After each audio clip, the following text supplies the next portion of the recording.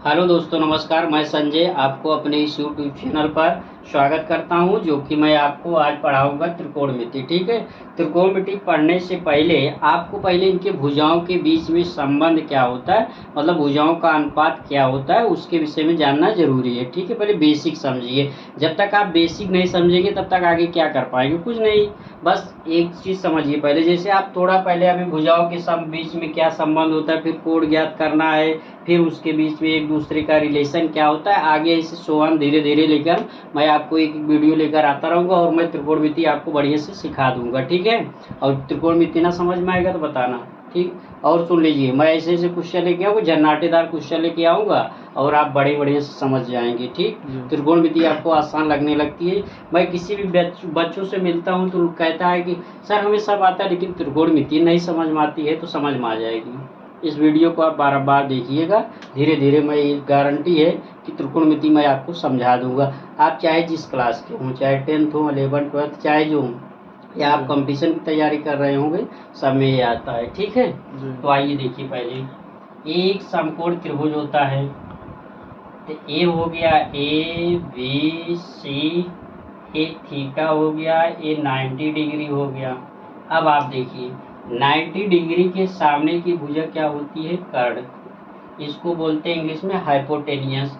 ये होता है लंब। लंब क्या होता है, लंब में थीटा के सामने की भुजा, इसको बोलते हैं परपेंडिकुलर।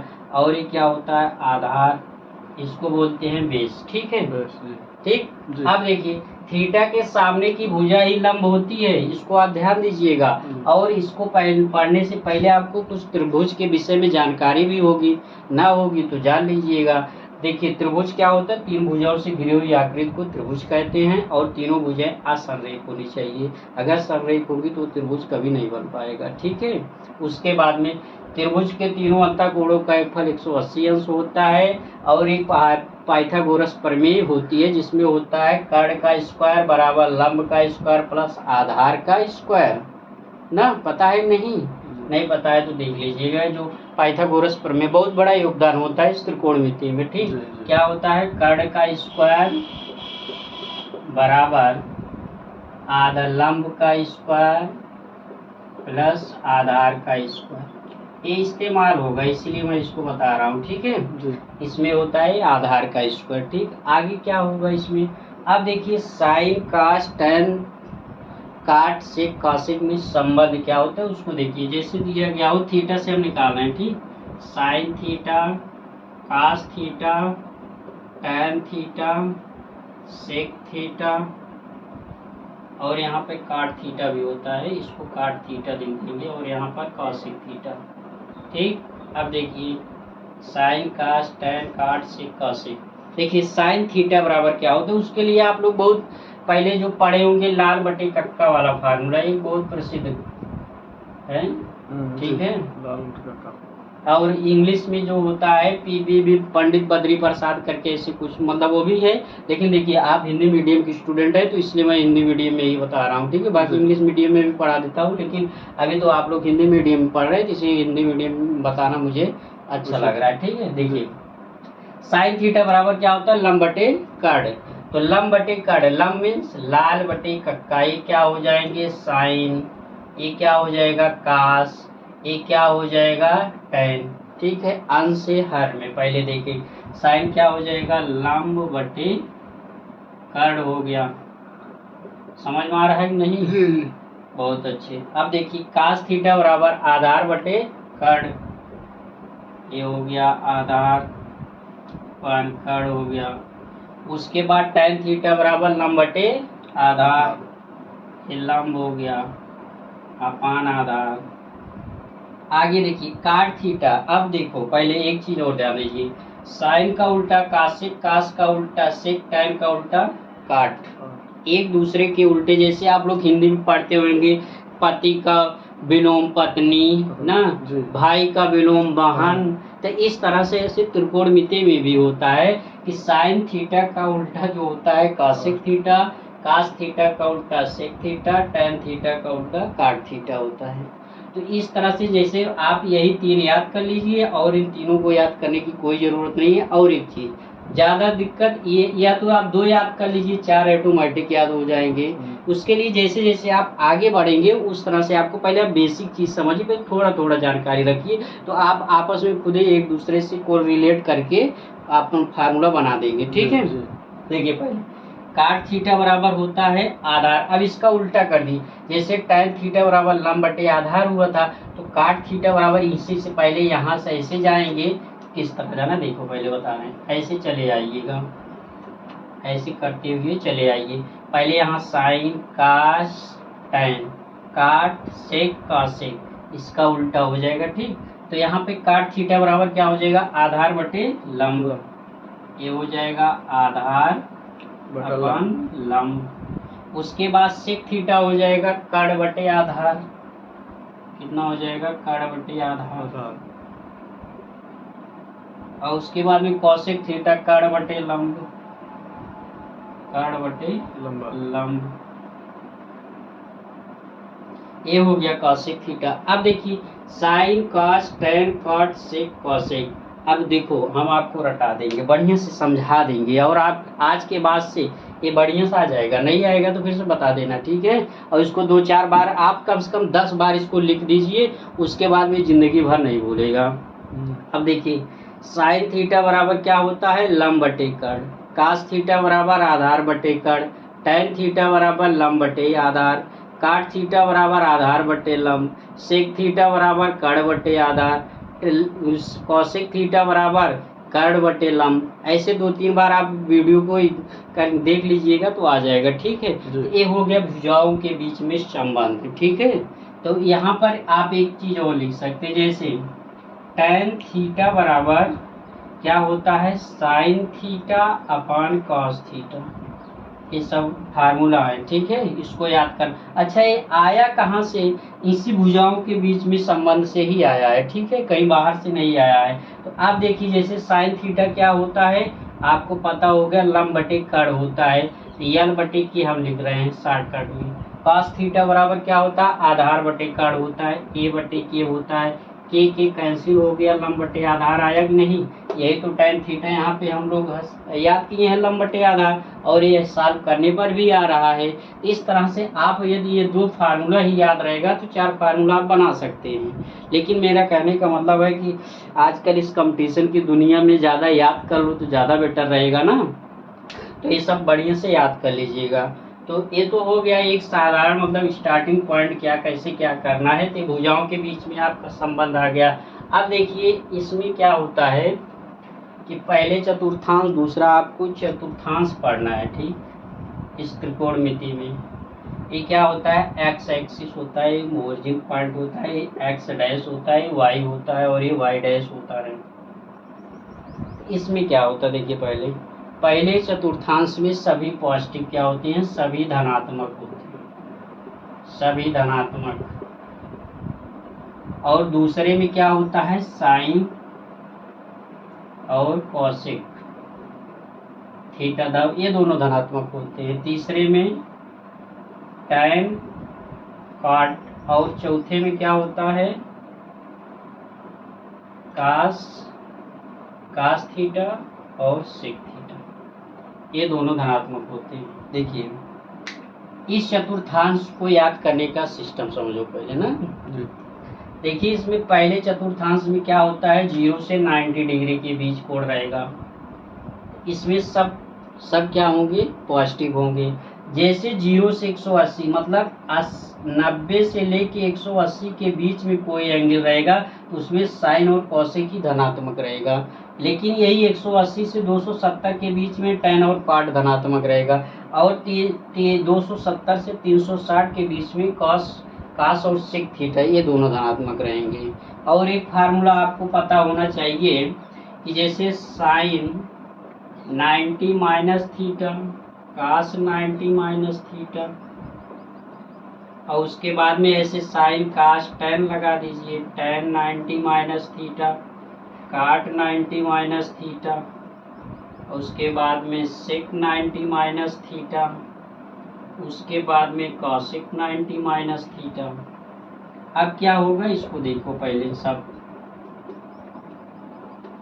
1 2 3 4 5 6 ना, देखो मैंने बोला है सभी धनात्मक होते हैं पहले चतुर्थांश में। आप ये बताइए 90 माइनस थीटा 21 चतुर्थांश में होगा, तो पहले चतुर्थांश में होगा, तो पहले चतुर्थांश में सभी पॉजिटिव हो जाएंगे। और देखिए 90 साइन 90 माइनस थीटा क्या होता है, कास थीटा हो गया। ये कास 90 माइनस थीटा साइन थीटा हो गया।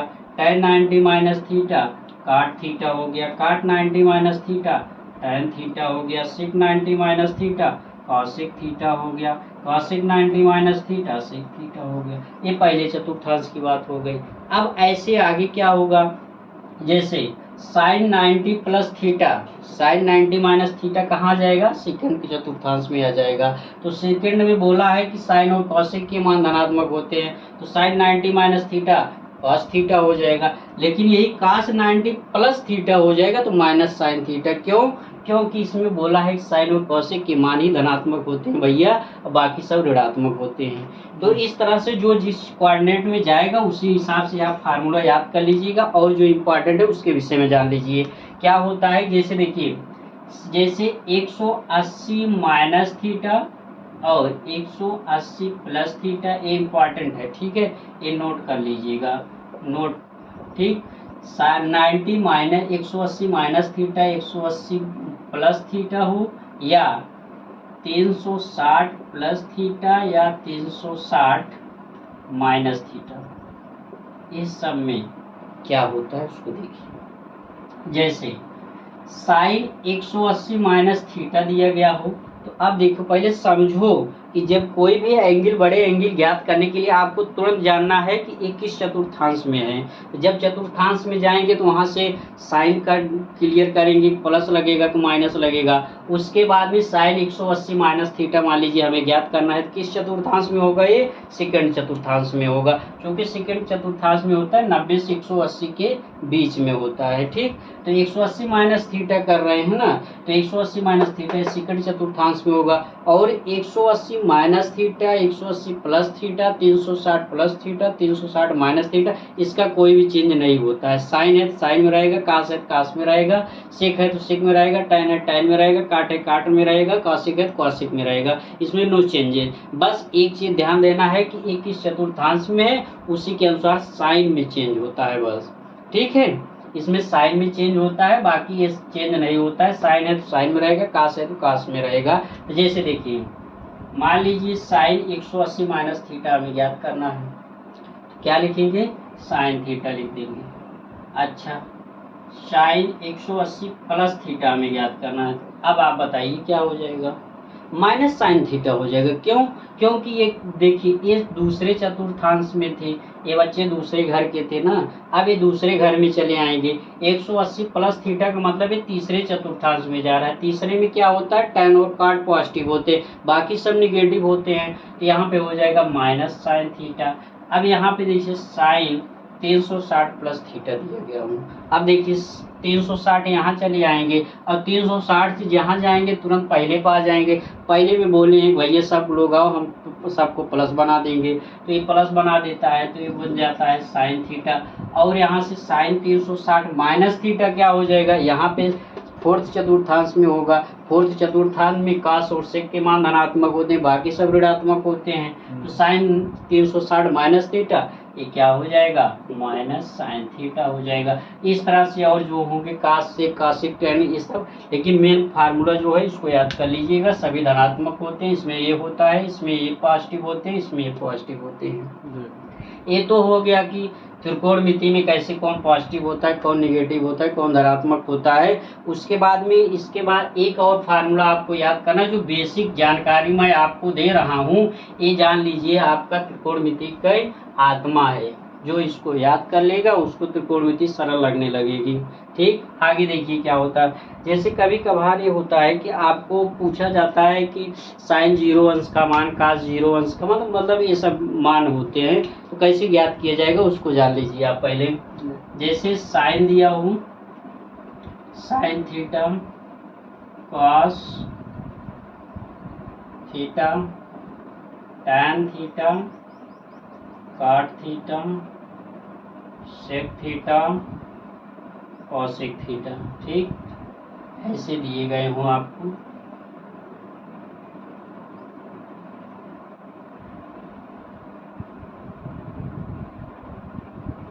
ऐसे।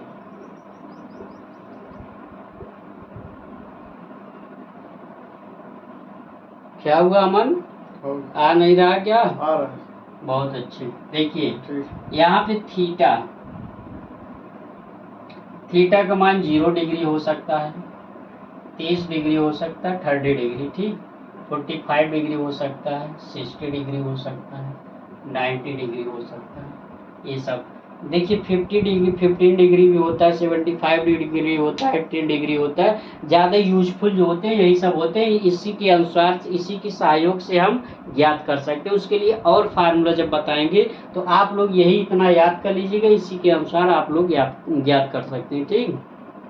देखिए यहाँ पर साइन थीटा क्या होता है, साइन 0, ये क्या है, डिग्री है, ये कोण का मान। जैसे साइन थीटा के स्थान पर साइन 0 का मान क्या हो जाएगा, ये 0 होता है। साइन 30 अंश का मान क्या हो जाएगा, 1/2 हो जाएगा। साइन 45 अंश का मान 1/√2 हो जाएगा। साइन 60 अंश का मान √3/2 हो जाएगा। साइन 90 अंश 1 हो जाएगा। अब देखिए कास 0, ये सब थीटा है, ठीक। कास थीटा, थीटा का मान यहाँ पर जैसे 0 तो उल्टा हो जाएगा, कास 0 अंश का मान 1 होता है, और कास 30 का मान जो होता है √3/2 होता है। कास 45 अंश का मान 1/√2 होता है। कास 60 अंश का मान 1/2 होता है। कास 90 अंश 0 हो गया। उसके बाद में tan 0 का मान 0। कास tan 30 अंश का मान 1/√3। tan 45 अंश का मान 1 हो गया। tan 60 का मान √3 हो गया। tan 90 डिग्री का मान जो होता है इनफाइनाइट, जिसको बोलते हैं अपरिभाषित।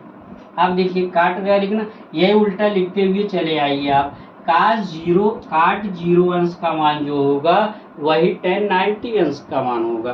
तो यहाँ पे आपका हो जाएगा ए अनडिफाइंड हो जाएगा, ए √3 हो जाएगा, ए 1 हो जाएगा, ए 1/√3 हो गया, ये 0 हो गया।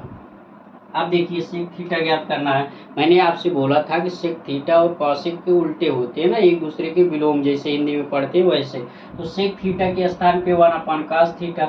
अब देखिए सेक 0 अंश का मान जो होगा 1/cos 0 अंश का मान, तो इसका उल्टा क्या हो जाएगा, देखिए इसका उल्टा लिखते हुए चले जाइए, आपका सम्मान बनता चला जाएगा।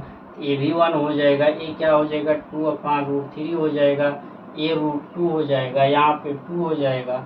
और यहाँ पे देखिए 1/0 मीन्स देखिए जैसे सेक 90 डिग्री बराबर 1/cos 90 डिग्री, तो cos 90 का मान 0 है तो 0 हो गया, ये अनडिफाइंड हो गया, इस तरह ये हो गया। अब इसी का उल्टा लिख दीजिए, ए हो गया 2 हो गया, √2 हो गया, 2/√3 1 हो गया, ठीक। इतना आपको याद करना है। देखिए अभी और मैं बताऊंगा, अभी देखिए सुन लीजिए पहले। अब एक कोण के मान हो गए, साइन 0 अंश का मान 0, साइन 30 अंश का मान 1/2, साइन 45 अंश का मान 1/√2, साइन 60 अंश का मान √3/2, साइन 90 अंश का मान 1 होता है। कास 0 अंश का मान 1, कास 30 अंश का मान √3/2, कास 45 अंश का मान 1/√2, कास 60 अंश का मान 1/2, कास 90 डिग्री का मान 0 हो गया। tan 0 का मान 0, tan 30 अंश का मान 1/√3, tan 45 अंश का मान 1, tan 60 अंश का मान √3, tan 90 डिग्री का मान इनफाइनाइट, काट 0 अंश का मान इनफाइनाइट, काट 30 अंश का मान √3, काट 45 अंश का मान 1, काट 60 डिग्री का मान 1/√3, काट 90 डिग्री का मान 0 हो गया। सेक 0 अंश का मान 1 होता है, सेक 30 अंश का मान 2/√3 होता है, और सेक 45 अंश का मान √2 होता है, सेक 60 अंश का मान 2, सेक 90 डिग्री का मान इनफाइनाइट। कासेक 0 अंश का मान इनफाइनाइट होता है, कासेक 30 डिग्री का मान 2, कासेक 45 अंश का मान √2, कासेक 60 अंश का मान 2/√3, और कासेक 90 डिग्री का मान 1 होता है। ये क्या हो गए, त्रिकोणमिति के मान ना, साइन कास टैन काट सेक कॉसेक। तो इस तरह से देखिए अभी मैं बेसिक चीज आप लोग तैयार कीजिए, ठीक है। त्रिकोणमिति पढ़ने से पहले आपको फार्मूला याद होना चाहिए। तो इस तरह से जैसे अभी भुजाओं के बीच में संबंध बता दिए, उसके बाद में कोण कैसे ज्ञात करना है इसको बता दिए, उसके बाद में फिर आपको क्या कैसे क्या करना है तो मैं अगली वीडियो में आपको बताऊंगा, ठीक है। और उसके बाद में क्या करना है कि जैसे देखिए इस सब पढ़ने के बाद में तो उसके बाद में आपको मैं अगली वीडियो लेके आऊँगा, ठीक है। बहुत बहुत धन्यवाद।